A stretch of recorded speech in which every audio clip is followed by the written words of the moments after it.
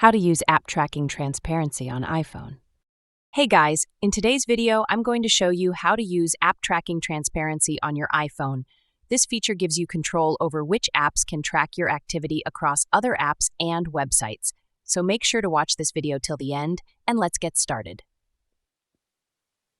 Open the Settings app on your iPhone. Scroll down and tap Privacy and Security. Tap Tracking. Here, you'll see the option Allow Apps to Request to Track. Toggle it on if you want to allow apps to ask for permission. If you want to manage app-specific settings, you'll see a list of apps that have requested to track you. If an app has already requested tracking, you can change your decision by going to its settings under Tracking.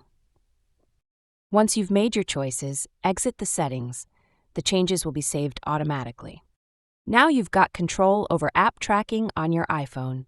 If you found this video helpful, make sure to give it a thumbs up and subscribe for more tips. Thanks for watching.